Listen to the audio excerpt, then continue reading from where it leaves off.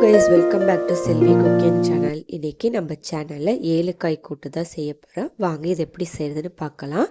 அதுக்கு வெள்ளை பூசணி, மஞ்சள் பூசணி, அவரைக்காய், கேரட், பீன்ஸ்லாம் எடுத்திருக்கேன். 3 பச்சை மிளகாய் எடுத்திருக்கேன்.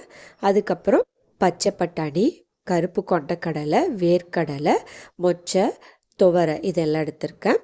தேங்காய் சேர்த்துக்கிறதுனால தேங்காய் துருவி வச்சுருக்கேன். சின்ன நெல்லிக்காய் சைஸுக்கு புளி ஊற வச்சுருக்கேன், புளி தண்ணி ஊற்றுறதுக்காக. இப்போ இது எல்லாத்தையும் வேக வச்சுக்கலாம். கடாயில் ஒரு சொம்பு தண்ணி ஊற்றிருக்கேன். தண்ணி சூடாகி கொதி வந்ததும் நம்ம எடுத்து வச்சுருக்கிற எல்லாத்தையும் சேர்த்துக்கலாம். இதில் துவரம் பருப்பு வேணும்னா துவரம் பருப்பு சேர்த்துக்கோங்க. நான் எல்லாமே கொஞ்சமாக தான் சேர்த்துருக்கேன், இதுவே நிறையா வரும். அதுக்கப்புறம் வாழைக்காய், சட்டிக்கரணை, அதுக்கப்புறம் உருளைக்கிழங்கு, கத்திரிக்காய் இதெல்லாம் சேர்த்துருக்கேன். இதெல்லாம் சேர்த்துட்டு 1 டேபிள் ஸ்பூன் மஞ்சள்தூள் சேர்த்து தேவையான அளவு உப்பு சேர்த்துட்டு 1 டேபிள் ஸ்பூன் குழம்பு மிளகாய் தூள் சேர்த்து மிக்ஸ் பண்ணி விட்டுட்டு இதை வேக வச்சுக்கலாம். நல்லா மிக்ஸ் பண்ணி விட்டுடுங்க. இப்போ மிக்ஸ் பண்ணி விட்டுட்டேன். இதை மூடி போட்டு வேக வச்சுக்கலாம். இப்போ காயெலாம் வெந்துருச்சான்னு பார்த்துக்கலாம். இப்போ நல்லா எல்லாம் வெந்துருச்சு. இதை சிம்மில் வச்சிடுறேன். சிம்மில் வச்சுட்டு இதில் புளி தண்ணி கரைச்சி புளி தண்ணி ஊற்றிக்கிறேன்.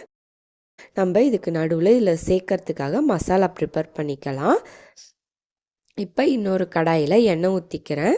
2 டேபிள் ஸ்பூன் கடலை எண்ணெய் ஊற்றிக்கிறேன். எண்ணெய் சூடானதும் சின்ன பீஸ் பெருங்காயம் போட்டு பொரிச்சிக்கோங்க.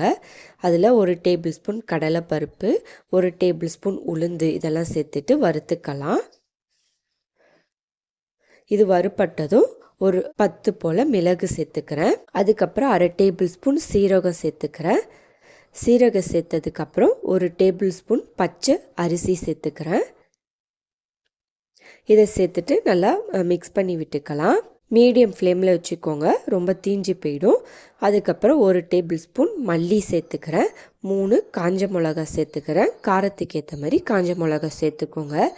இதெல்லாம் சேர்த்ததுக்கப்புறம் இதில் தேங்காய் துருவி வச்சுருந்தால தேங்காயும் சேர்த்துக்கிறேன். இதெல்லாம் சேர்த்துட்டு நல்லா கோல்டன் கலரில் வறுத்து எடுத்துக்கணும். ஃபஸ்ட்டு இந்த கடலை, மல்லி எல்லாம் கொஞ்சம் கோல்டன் கலர் சேஞ்ச் ஆனதும் தேங்காய் லாஸ்ட்டாக சேர்த்துக்கோங்க. சேர்த்துட்டு நல்லா இந்த மாதிரி கோல்டன் கலரில் வறுத்து எடுத்துக்கோங்க. வறுத்து ஆற வச்சுருங்க. ஆறினதுக்கப்புறம் நம்ம மிக்சியில் போட்டு நல்லா ஃபைன் பேஸ்ட்டாக அரைச்சிக்கலாம். இப்போ இதை ஆறிடுச்சு. இதை மிக்சியில் போட்டு அரைச்சிக்கிறேன். இந்த மசாலா தான் இந்த கறிக்கே டேஸ்ட் கொடுக்கும். இந்த மாதிரி நல்லா ஃபைனாக அரைச்சிக்கோங்க. இப்போ இதை நம்ம காயில் சேர்த்துக்கலாம். புளி தண்ணி ஊற்றுனதும் நல்லா கொதிச்சிட்ருக்கு. இப்போ அரைச்ச மசாலாவை இதில் சேர்த்துக்கு மிக்சியில் தண்ணி ஊற்றி நல்லா கலக்கி இதில் சேர்த்துக்கிறேன். தண்ணி சேர்த்துட்டு நல்லா கொதிக்க விடுங்க. நல்லா கொதிச்சதுக்கப்புறம் இதில் தாளித்து கொட்டிக்கலாம். எண்ணெய் ஊற்றிக்கிறேன். எண்ணெய் சூடானதும் கடுகு உளுந்து போட்டு தாளிச்சிக்கிறேன். அதில் 2 காஞ்ச மிளகாய் கிள்ளி போட்டுக்கிறேன்.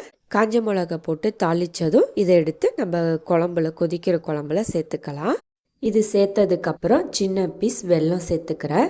ஸ்வீட் பிடிக்கிற மாதிரி இருந்தால் வெல்லம் சேர்த்துக்கோங்க. ரொம்ப சூப்பராக இருக்கும் வெல்லம் சேர்த்து செய்கிறப்ப. அதுக்கப்புறம் மிக்ஸ் பண்ணி விட்டுட்டு லாஸ்ட்டாக கருவேப்பிலையில் கிள்ளி போட்டுட்டு மூடி போட்டுடுறேன். கருவேப்பிலையில் கிள்ளி போட்டதுக்கப்புறம் மிக்ஸ் பண்ணி விடாதீங்க, மூடி போட்டுருங்க. இந்த ஏலுக்கறி கூட்டு வெண்பொங்கலுக்கு, திருவாதிரை களிக்கு, ரச சாதத்துக்குலாம் ரொம்ப டேஸ்ட்டாக இருக்கும். ட்ரை பண்ணி பாருங்கள். இந்த வீடியோ பிடிச்சிருந்தா லைக் பண்ணுங்கள், ஷேர் பண்ணுங்கள், சப்ஸ்கிரைப் பண்ணுங்கள். நோட்டிஃபிகேஷன் வரணும்னா பெல் ஐக்கான்